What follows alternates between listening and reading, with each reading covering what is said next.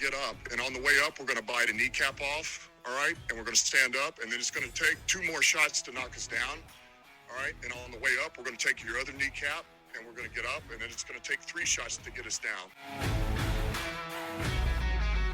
And welcome aboard, Lions fans. We are off and running to the sun on this episode of Kneecaps for Breakfast. Vince Progar, that's me. Happy to be joined, as always, by the doctor himself, Phil Byrne. And Dr. Phil, how the heck are you, my friend? Dr. Progar. This is not the Doctors, that one show that was on daytime TV for a while. Yeah, the 10 a.m. on ABC syndication reset. Yeah, we're not attempting to be those guys. No, but hey, prognosis is good because we got some football. So we got plenty to talk about. The Lions are in training camp. It's still incredibly warm outside right now in Southeast Michigan. Summer's here, but yeah. We talked about it a couple of times. Get ready for some football this upcoming Thursday, depending on when you're listening to this. We've got some live game action. We don't know how many starters will play, but my goodness, it'll be good to have the Detroit Lions back. Yeah, it still doesn't feel real in that No. It is still July, and you associate football most commonly with the fall season. And Yeah. it seems like we still have a ways to go before we're talking about fall in any part of the country. So the fact that we have live NFL action on July 31st is really sneaking up on me this year. And I think it's going to be one of those things where you go to work on Thursday like any other day, and then about halfway through you realize, holy smokes, we got a game I got to hustle home from work and watch tonight. That's going to be a little bit of a shock to the system a little bit. So I think it'll be one of those things that come Thursday. I think there's going to be enough people talking about it at work that I think we'll be ready for it. But I think that Wednesday, it's going to hit you at one point in time, maybe during lunch, maybe in your drive home from work or something like that. You're like, wait, Lions have a game tomorrow. What's that all about? Yeah. But yeah, that is training camp, and that's what happens when you're in this Hall of Fame game, which for the Lions, this is unusual territory to be in. And it's unusual also in the sense that they get an extra preseason game, more so than any other team in the NFL not named the Chargers. So as we kind of hinted at on our last week's episode, they have an opportunity to use that to their advantage in terms of getting to see what other guys are made of and actually getting them in front of other teams and live padded up hitting situations that aren't a controlled inter-squad practice like we'll be getting in a few weeks. This is actual game action. So they are at a unique opportunity, and it's also a unique opportunity for Lions fans to get a firsthand look at this team by traveling to Tom Benson Stadium in Canton, Ohio, which is probably only about a 3-hour drive, if that, from the Metro Detroit area. So if Lions fans around the Southeast Michigan area are looking for something to do on Thursday, I did hear that there are some tickets still available. So I know it's not something that I'm able to do this year, but in any other year, that'd be a lot of fun to take a little car ride down to the NFL Hall of Fame and poke around a little bit and then watch your Honolulu Blue square off on a national televised game later that night. It'd be a lot of fun.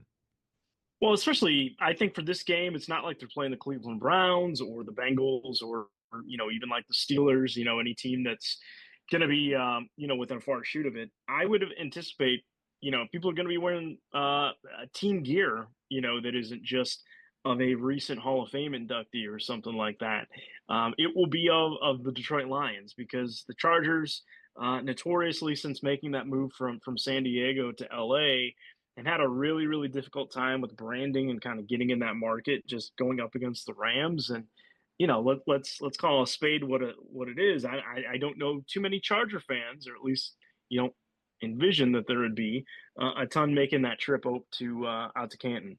Which is kind of funny, and this isn't a Chargers podcast, I'm well aware of that, but it's funny to me how you have what many people in NFL circles deem to be a Super Bowl roster over there.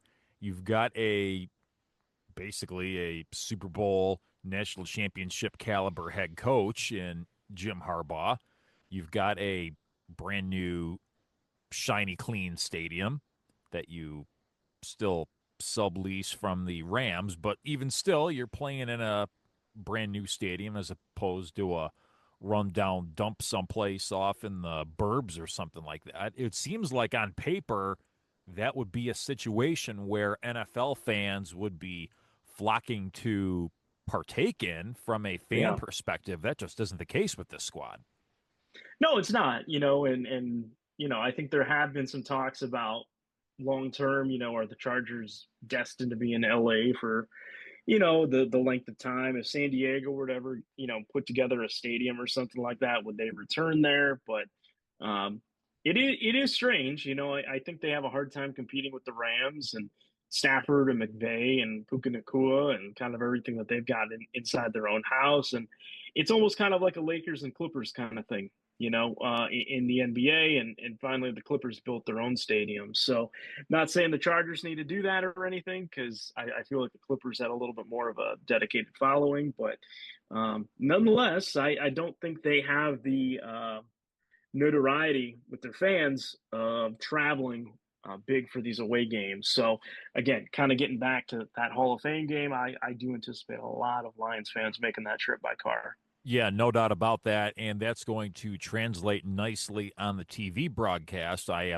anticipate seeing quite a bit of Honolulu blue in those stands. So it's going to kind of be one of those things that sends a little shiver up your spine as you hear the Yeah, NBC music panning over the top of the stadium with all the Honolulu blue, just a sign of what's to come.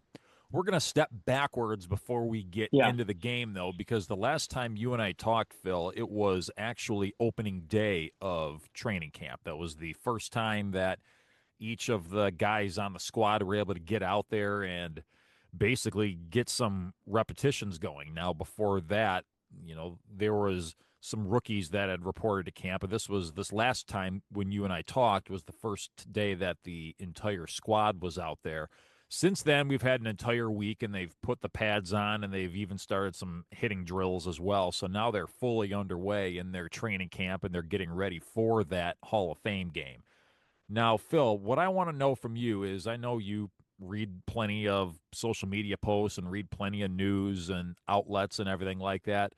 Over the first week of training camp, what has been your overall impressions of what you've seen, what you've read, what you've heard, keeping in mind that first week of training camp is what it is as far as what one can actually take from it?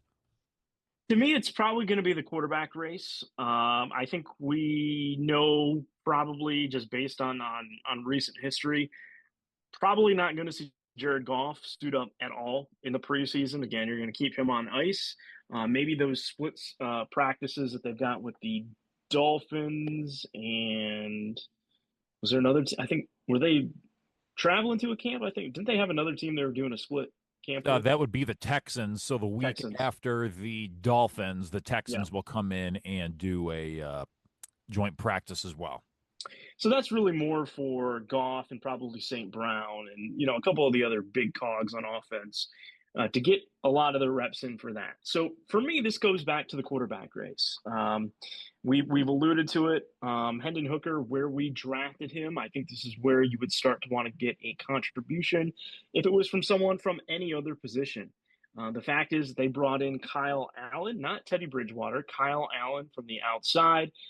He had a big arm in college, but never really had the production. So maybe this is a case of Kyle Allen coming in and looking like he's got the Lions playbook down. He's making the most of his reps. He's got a live arm.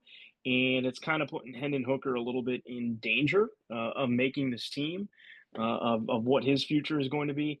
At this point, that to me, at some point here, is going to be the top story of training camp. What does this backup quarterback spot or quarterback room look like? And what does Hendon Hooker and what do Kyle Allen do? These are probably going to be the only two quarterbacks we're going to see. I'm sure that we've got some young guys out there maybe getting a rep or two, What about just to give Jake them a Fromm? breather. Is he still around?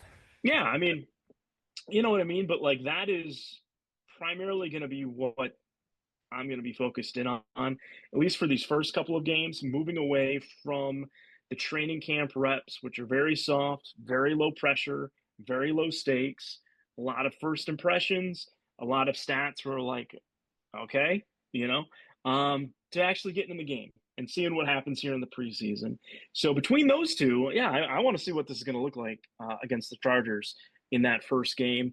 And it sounds like Hooker hasn't done poorly or anything like that, but just that Kyle Allen has kind of came in and really impressed right away. So that's not great for someone that I don't think anyone anticipated him being the future signal caller of this franchise or anything. But again, the asset that we use to go get him, we're starting to get to the point where we'd like to get contributions from. Yeah, and correct me if I'm wrong, Phil. I believe Kyle Allen has actually had a few NFL Yeah. starts in live game action to his name, whereas Hendon Hooker is much more green, as Lions fans are well aware of. So this isn't a guy who is just kind of a figment of our imagination. Kyle Allen Mhm. has actually started some games, played in some meaningful NFL action in his career. Yeah. I can't remember who he played with, offhand, but he's been in the league for a couple of years now. He's not terribly old. I want to say he's probably 27 or 28. So I mean, he's got some years, some seasoning under him, but um, again, you know, Goff is still probably the most important player to this team, just with how important the quarterback position is.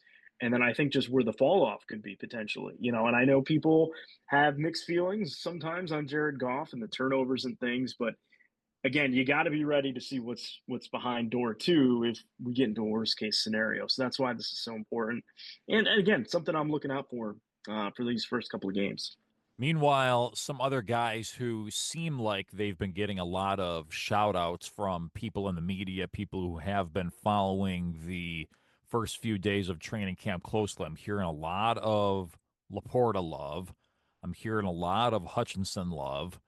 I'm hearing a lot of Tyrion Arnold love. So those are three guys that, again, it's very difficult to really Yeah. overly digest this in context, but you're talking three guys who are going to be more important to your team than not heading into a very difficult start to the season. Keep up the good work. It's very hard to when we play the impression game in training camp and who's getting reps and things like that. I want to give you a perfect example.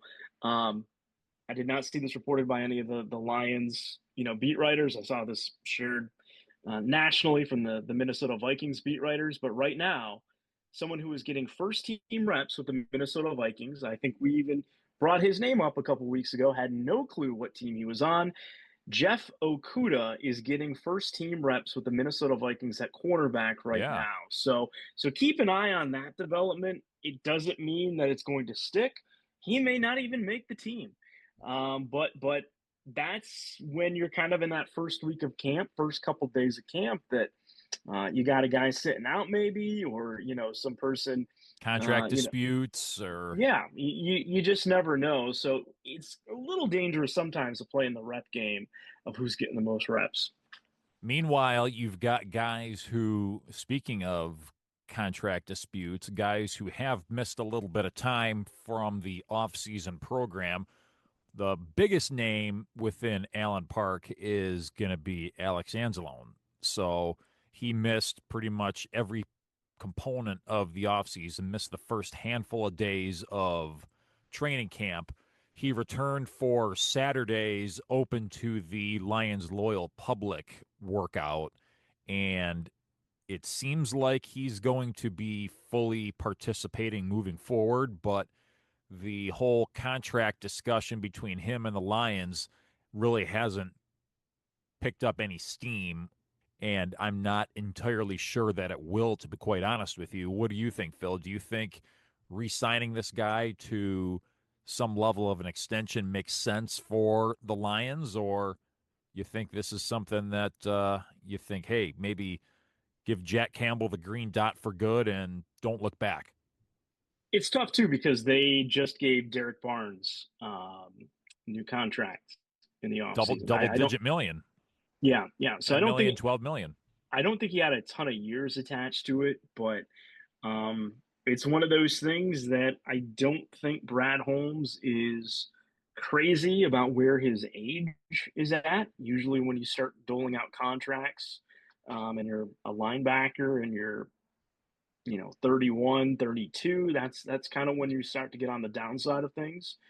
Um, I could see a scenario where maybe they'll throw him another year or two, give him some sort of very short extension, but any sort of 3, 4 year contract, anything like that, I don't think is happening. So if that's what he was envisioning, and I just don't think that's going to be the case. And it is a little unfortunate because when he came in here, I think a lot of Lions fans had a lot of doubts, but he really ended up being a really crucial pillar on Aaron Glenn's defense and kind of setting the tone in the locker room. And you know, we took so many flyers on young guys through the draft for defense that we really needed him at that point in time to be kind of that spoken leader on the field and stuff. So, yeah, he does have the green dot.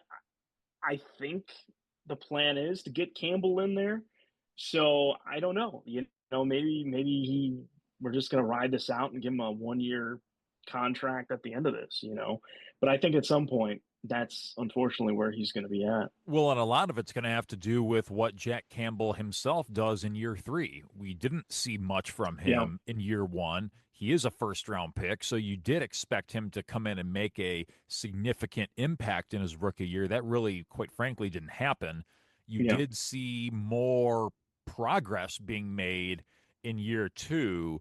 Now, granted, you couldn't really take a whole lot of stock in that because of all the injuries that surrounded him. So I'd be curious to see once you have I don't know if we're going to have the luxury of a fully healthy defense at any point this season, but if we're even talking a 80 to 85% healthy defense, yeah, I would be interested in seeing if Jack Campbell is able to take another step forward in year 3, because if he more or less kind of spins his wheels in year 3, or even, God forbid, takes a step back, then all of a sudden the calculus surrounding Anzalone changes a little bit, because you're starting to think, hey, this guy who we had envisioned making him the face of the mid-level of that defense really hasn't come anywhere near expectations. So maybe things on that front change a little bit.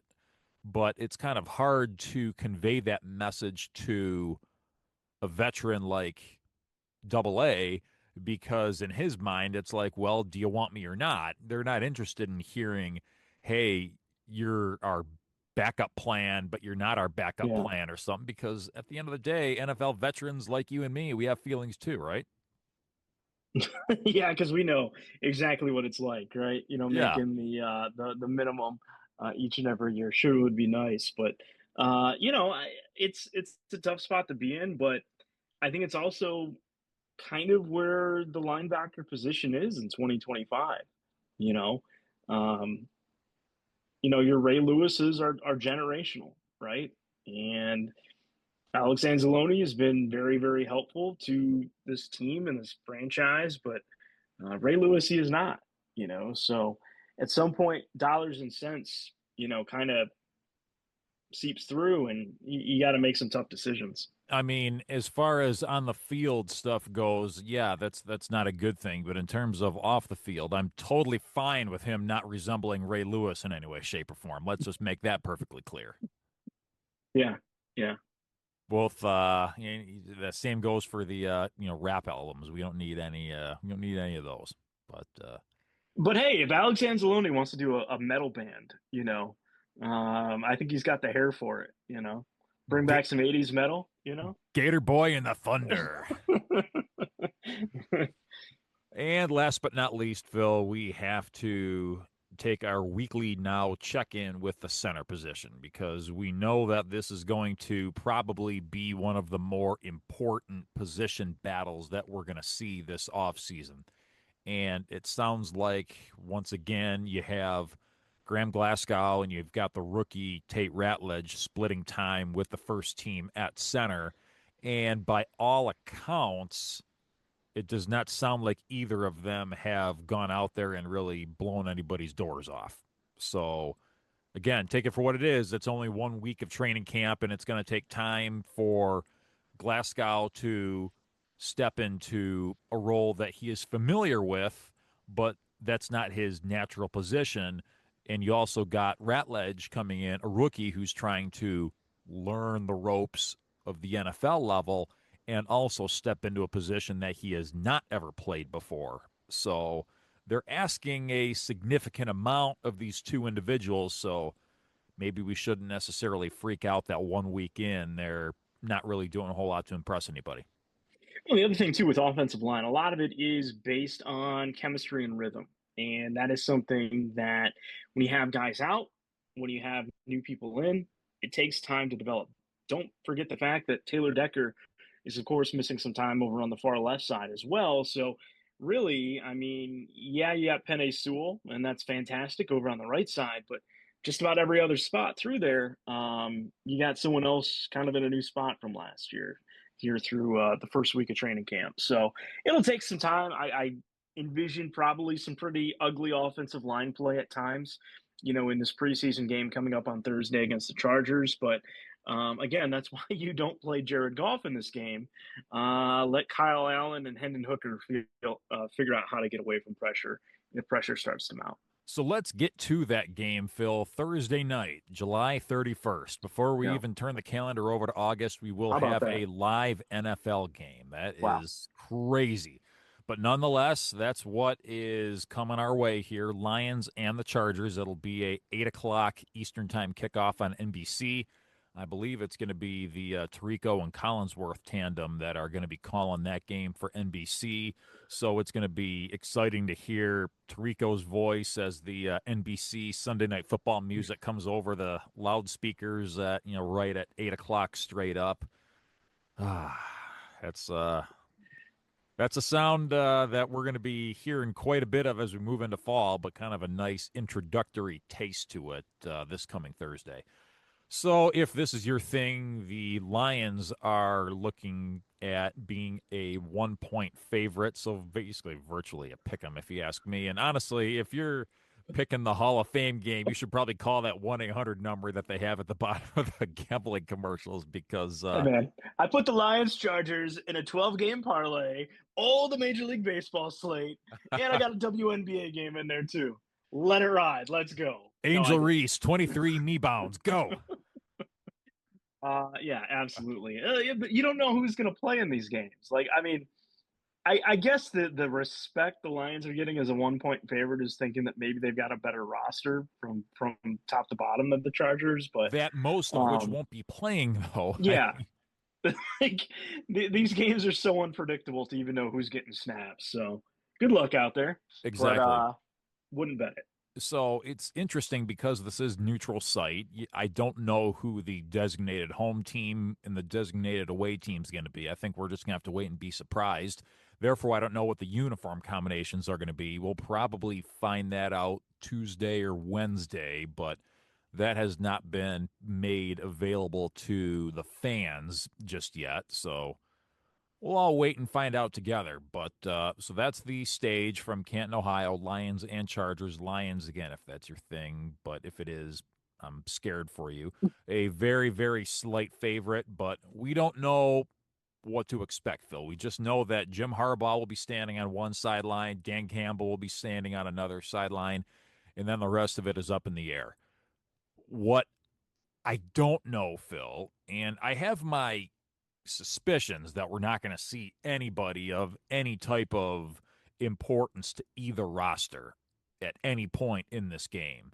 But just for devil's advocate's sake, Phil, do you take this opportunity to get a little bit of familiarity with your first team offense on that field with a brand new play caller and at least see if you can successfully execute one drive without any issue? I would feel more comfortable on it if we're going to have Taylor Decker back there. The last thing that I want is Jared Goff, Amon-Ra St. Brown, No love for Jahmyr Skip. Gibbs, David Montgomery. one of these guys to get hurt because you're playing guys that don't have rotation down on that offensive line. Some freak play happens, and in a game that is the most meaningless game on our slate, even though we are very excited about it, for something like that to happen. Now, I would not be opposed to having a little bit of like a hybrid starting lineup for one of these home games. Well, what we have, one home game? Two. Two? Yeah, for one of these home games that we'll have in the Second one preseason. and third one. Control the elements as much as you can and get a little bit of that, John Morton flavor that you're going to get in a regular season game. Now, that being said, I think I would still go with whoever the hot hand is at quarterback and maybe let St. Brown out of it too. Put in like a Isaac Tesla or someone like that. Reynolds, to play him a little bit in there. So, I don't know. Just, I think there's some things that can be done. I don't like this one, especially when in the past, I know they made some upgrades to the stadium, but they had that one year where they actually had to cancel the game because of the turf and the playing paint. surface. Yeah, I remember Yeah, that. yeah. So I'm not taking any chances in this game. Heck no. So to that end, where do you draw the line as far as who actually gets real action in this game? Look at the rookies. Are there any rookies from first round all the way on to the very end? Are there any rookies from this last draft class that you would consider holding out, or is everybody fair game in your mind to see some action? Yeah, because I think both guys are going to be counted on to be starters, and listen, I wouldn't have them in for more than a series or two, right? And then you roll in your free agents and your undrafted guys and stuff. But I think without a doubt, Tate Ratledge and Tyleek Williams both need to play a series or two in this one. Get the impression of what it's like to suit up in an NFL game. Play up against potentially maybe a couple of first string guys on the other side. Having that experience because I think there's just two guys that are going to start, just based on where depth is looking for that opening week one game at Lambeau. So get the reps in while you can. Again, don't over exude them, but a series or two, and I think you're good. The rest of the guys, yeah, I think, there's probably some good second half, second quarter, action that they're going to get in. Well, they'll get those extended series. I think that Tyleek Williams is probably the exception. I think maybe he's one of those guys where you give him one series because you know that you're so banged up on that defensive front four that you can't afford to take any more L's up there. You already know that you're not getting a Lee McNeil back until Thanksgiving, best case scenario. You already know that you're not getting Anzarike back probably ever again. So he's a guy that at some point you have to, okay, he went out there for 7-8 plays. Let's put him in bubble wrap for another week or two. And maybe, like you said, for one of those home games, Phil, bring him back out there for one of those. Everybody else, in my mind, is fair game, and even Ratledge to a large extent. I would like to see him get some significant reps at center in the first few preseason games. At least prove to yourself that, hey, this is actually a legitimate possibility of being able to get this guy some meaningful reps in the regular season.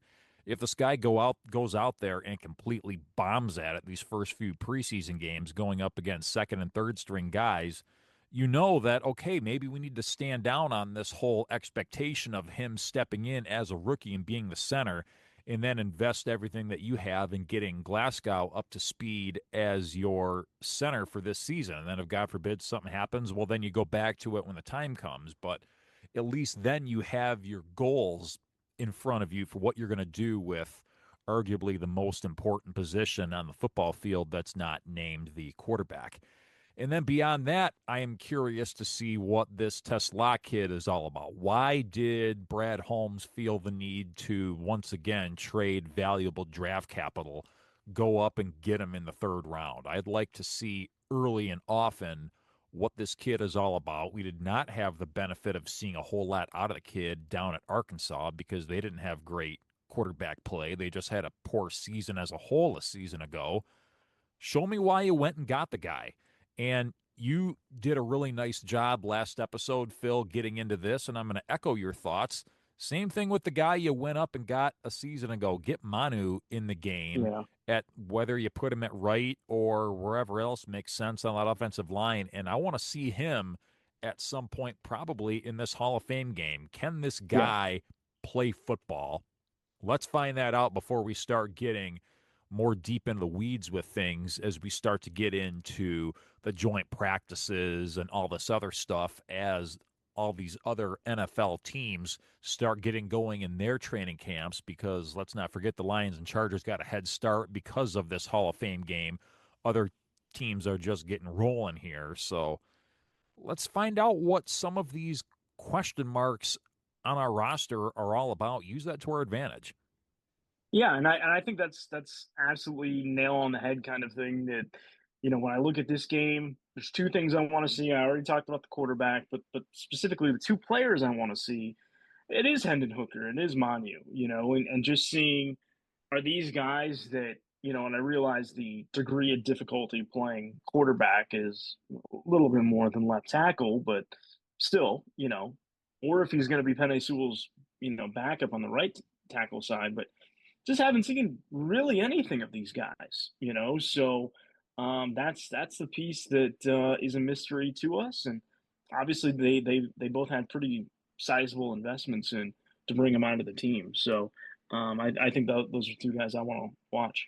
From a mindset standpoint, Phil, doesn't instill a whole lot of confidence to go out there and see, okay, I'm just spitballing here. The Chargers go out and shellac the Lions 38-7 on Hall of Fame game night. But at the same time, wins don't matter, losses don't matter. They're just like the point system and whose line is it anyway. It's all made up and the points don't matter. So to that end, what is going to instill a level of confidence in you, regardless of the way the final score swings in this game against the Chargers? In my mind, it's not even worth us doing who do you think is going to win and what's the score going to be? Just because there's so many variables.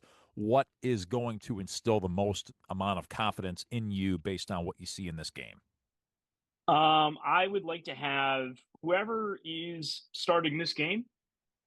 I would like to go and have no one from either unit on either side of the ball get hurt. Quite frankly, we don't need any of the injuries. I think even if it is someone who is not going to be a week one starter at Green Bay, I do not think we can afford the injuries, just with the way that things started off last year. We got to get some momentum going. It is not about the wins and loss. From a production standpoint, I think it's going to be a case of I'd love to see guys that we just have not seen play that much make some plays. Can Manu actually play? Can Hendon Hooker, drive the ball downfield, and actually read through his progressions? Can Ennis Rakestraw stay healthy enough to actually play on the field a little bit? Is he going to get, some decent time there? So, really, it's just about like, did any of these guys we just mentioned, in this podcast, did they have a positive play? Does not matter necessarily if it was what PFF graded or anything like that. I really could care less with the first game and with this one. But did they have a couple plays that stood out that at least made me think, okay, now this is why we did this draft pick for them, right? There is a plan here. Maybe they won't be a starter per se, but there's someone that we can depend upon in this roster, especially when, the season progresses a little bit. So that's kind of my take on it. Last word before we go our separate ways for the week, Phil. We have a brand new play-by-play team for the Lions preseason television network. So it seemed like the last couple of years, the pairings they've kind of brought out in place haven't really made a whole lot of sense. It seems to me you got the duo of Jason Benetti, who's the local TV voice of the Detroit Tigers, does a lot of national work in a handful of sports for Fox. Very well respected in the industry, even though he can be a little bit of a ham at times, a little bit of a Ed Sullivan at times on his Tigers broadcasts. And you have TJ Lang getting the call up to be the analyst for the preseason TV broadcast. So again, it's going to be Tirico and Collinsworth doing the Hall of Fame game, but it'll be Benetti and TJ doing the ensuing 3 games. Your thoughts on the new Lions preseason TV crew?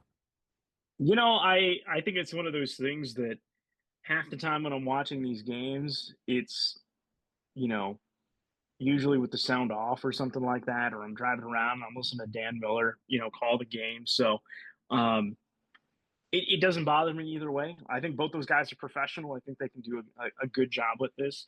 I know, I think there were a couple years we might have been in college at the time or just recently out where, we had Gus Johnson and Desmond Howard maybe Yeah. do the games, and it felt like that was way too big of a deal for a Lions preseason game or something like that at the time, especially because the team I don't think was terribly great. Um, but yeah, it's respectable. I don't think it's gonna offend anyone necessarily. Benetti's trying to get his foot in the door here in the market. Doing the Tiger stuff. So yeah, I think that's pretty solid. As long as TJ doesn't try and imitate Andy Dirks by doing the forward down the field theme song with a kazoo, I think we're in good shape. You never know. It's preseason football. It is preseason football, and that's where we end things here on this episode of Kneecaps for Breakfast. We are thrilled that we're going to be having some Lions football coming up in just a few days. Bill and I are going to have plenty to talk about on our next episode of Kneecaps for Breakfast. Join us for that for more good times on Kneecaps. For Phil Byrne across the way, Vince Krogar saying good morning, go Lions, forward down the field, over and out.